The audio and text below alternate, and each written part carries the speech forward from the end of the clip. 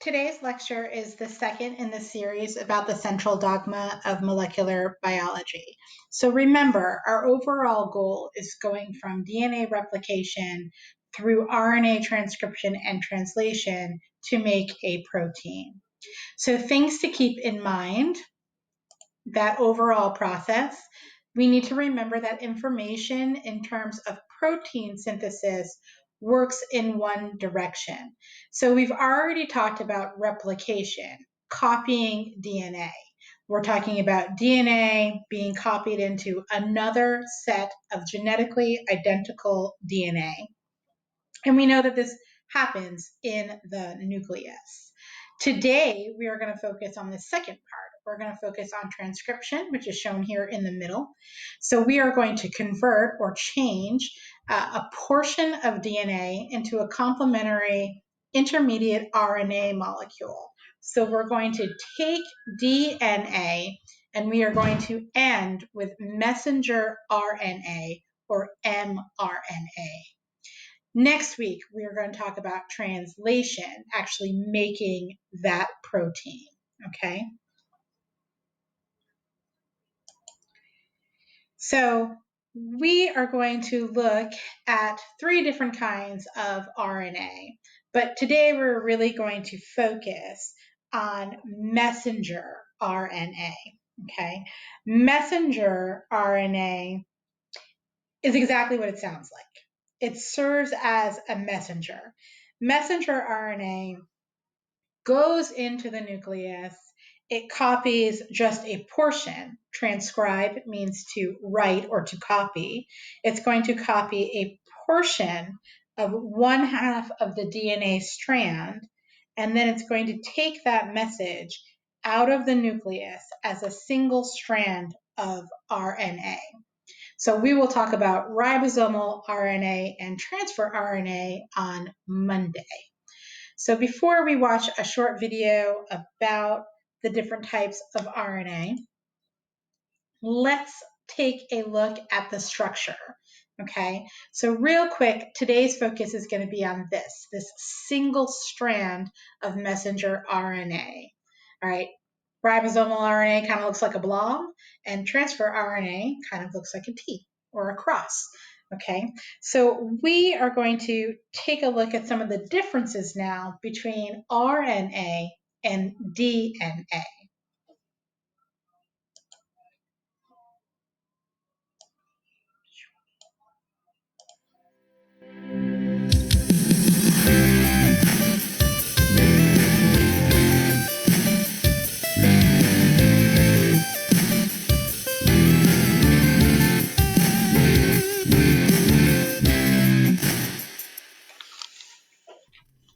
DNA and RNA are both nucleic acids and are made of nucleotides.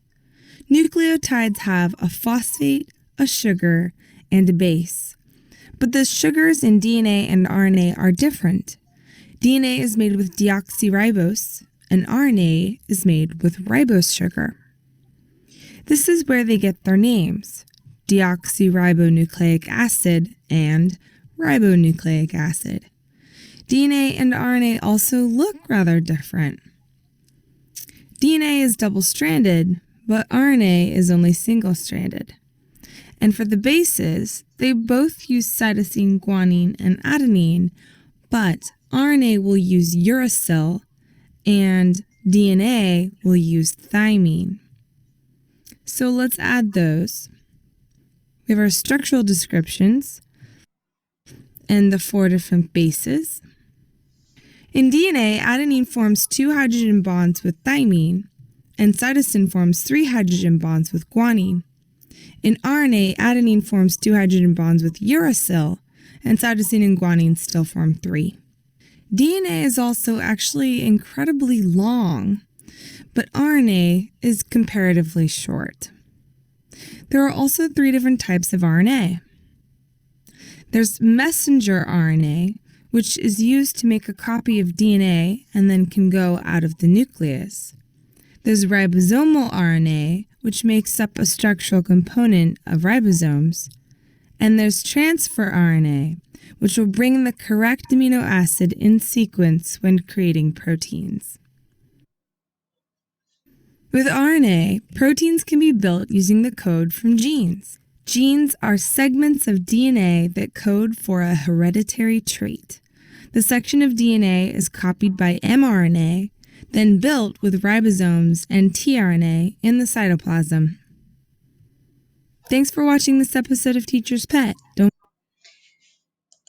so let's go back to our slideshow. So we have started to learn about what RNA is. We're going to take a closer look at the structure. And we're also going to talk about how it's different from DNA. And then finally, we're going to actually talk about that transcription process. So just like we did in replication, when I gave you a strand and you had to make the complementary strand, we're going to work with some DNA strands again, and we're going to transcribe them into the complementary messenger RNA strand. So what is RNA? It sounds a lot like DNA, and it looks a lot like DNA, frankly. But instead of a deoxyribose sugar, we have a ribose sugar. So it's slightly different molecular structure. So the R in RNA comes again from the sugar component. And then the backbone consists of phosphate groups just like a DNA. And we have 4 nitrogen bases. But we have 3 that are the same, adenine, guanine, and cytosine. But look here, we have no thymine. Instead, we have a uracil. Okay, so I'm going to show you a better sort of table that will sum this up in just a moment. But what does RNA do? It acts like a link. It's like a secretary. All right, so back to our car factory analogy, remember the nucleus was going to act like the boss's office. The DNA is the blueprints for the entire car factory. And I use the example of, well, what if your sole responsibility was to build the car door? You would need all of the instructions for the whole car factory if your sole responsibility was to put the car door on. So messenger RNA acts like a secretary going into the boss's office and getting those instructions that just tell you how to build a car door or whatever it may be. Messenger RNA is going to copy just a part of the DNA structure, and it's going to bring that out of the nucleus to the ribosomes or the endoplasmic reticulum where those proteins can be made. So let's take a closer look at the differences between RNA and DNA. So I've laid it all out for you. We've already talked about the differences in the sugars. So a deoxyribose in DNA versus a ribose. We've seen, and I'll flip back and forth, we've seen here that DNA has a double helix and 2 strands, where messenger RNA is only going to have a single strand. And here's the kicker that you really need to remember and focus on when we are building RNA. So from here on out, when we are using messenger RNA, ribosomal RNA, and transfer RNA, there's no more thymine, okay? Thymine is only found on a DNA strand. So when we do transcription and we have an A in the DNA, when we did our replication, we were like, oh, A always goes with a T. I don't know if you picked up on me saying always in DNA, A always goes with a T, because I knew this moment was coming.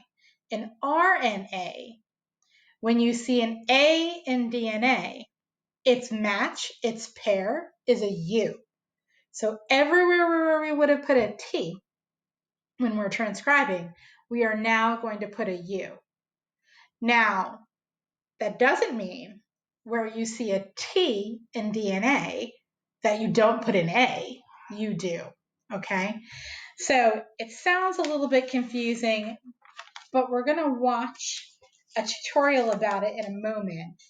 And once you get used to it and you just figure out the code, it's really simple.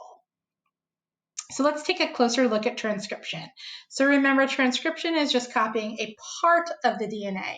So a part of one strand of DNA is going to unzip. RNA is going to use one side. So you're not talking replication, both sides making a whole new DNA molecule. You are using a portion of one side of the DNA molecule. And then, just like before, when we practice reading a section, you're going to transcribe it. Okay, so let me close in and make this a little bit bigger so you can see what we're talking about here. So remember, I also said we were going to start to talk about things in threes. The moment has arrived.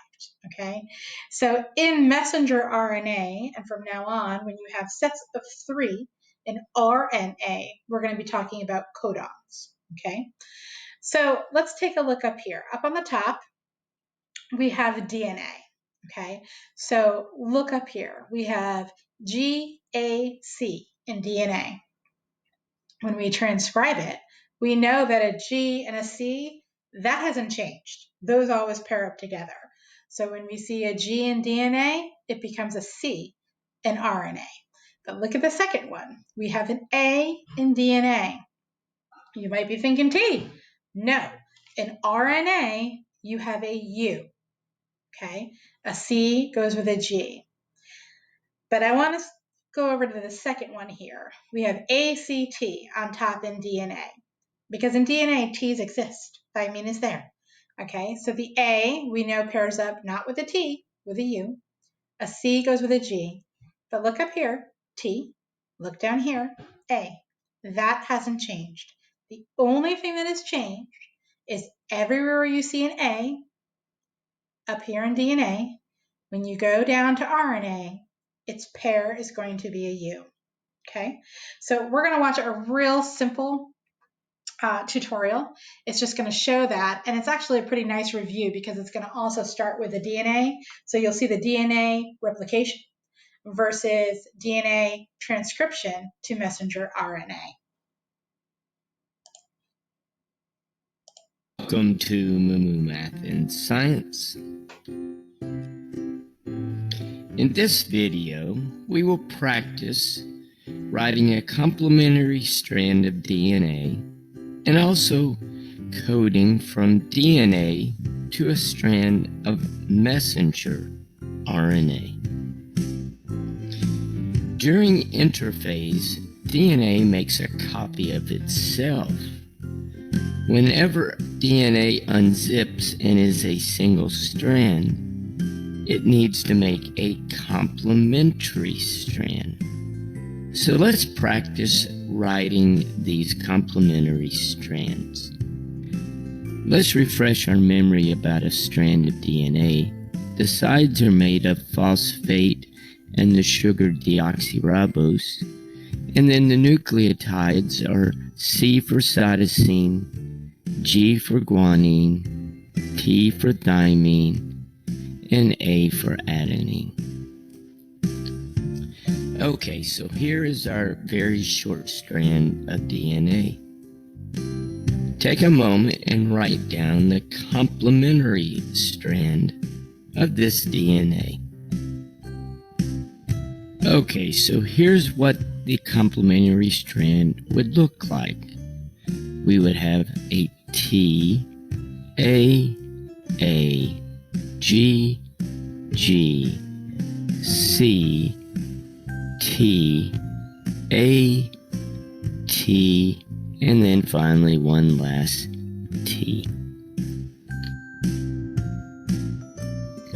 Okay, now during protein synthesis, a strand of messenger RNA is created from the DNA.